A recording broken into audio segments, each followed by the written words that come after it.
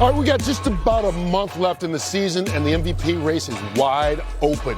Usually, we have a leading candidate, but right now there are a lot of guys.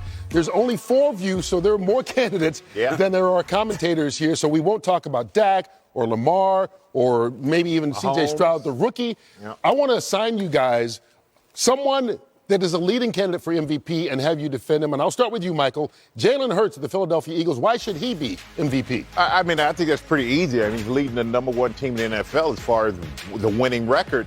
And there he's a career-high completion percentage. I mean, this is a guy that can do it all. No one plays better than him in the fourth quarter when the game is on the line. No one is more consistent than he is. So I think if you're looking at a quarterback, you can say, who would I want? The most valuable to their team is Jalen Hurts. But I think his MVP voting will go a long way if they win this game against Dallas. True that. All right, Howie. Tell us why Brock Purdy should be MVP.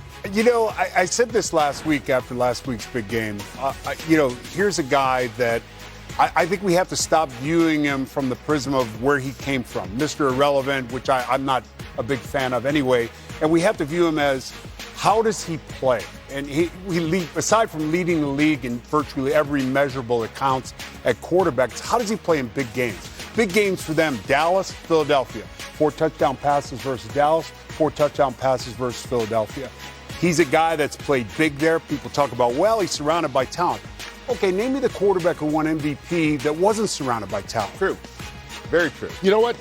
It's been 11 years, 2012, since a non-quarterback won MVP. That was Adrian Peterson.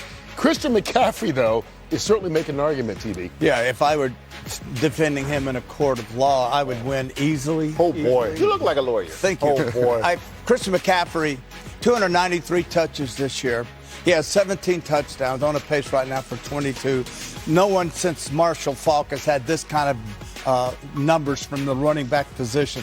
He also is a guy that has 17 touchdowns. He's a guy that does not fumble the football, only 2 fumbles off of 293 touches. The 49ers are 19-3 with him in as a starter. He was said not to be able to run against the tackles. He runs in between the tackles. He's said not to be fast enough. He's faster than anybody out there playing the running back position. He is the total thing, and like Howie, I, and Michael, and Gronk have all said, the entire offense for San Francisco runs through McCaffrey. They knew when they brought him in from Carolina that he would be a difference maker, and he certainly has been. If you were my judge, my lawyer, I'm going to jail. Go ahead. Look, no receiver has ever won. Tell us why Tyreek Hill should be the first. Yes, the MVP candidate should go to the most dominant and consistent player week in and week out. And that's why I was in consideration 1 year before, Terry. Yes, all right. But this year, it's Tyreek Hill. He has 300 more yards than the second best wide receiver in the game. He has 5 games of 150-plus receiving yards and a touchdown, which is an NFL record. And he's like Babe Ruth. He has called his shot. He said in August he has vowed to have a 2,000-yard season, and he is on pace to have that 2,000-yard season. He's the fastest guy in the league. Every time he touches the ball, he seems like he's in the end zone. So, yes, Tyreek Hill for MVP.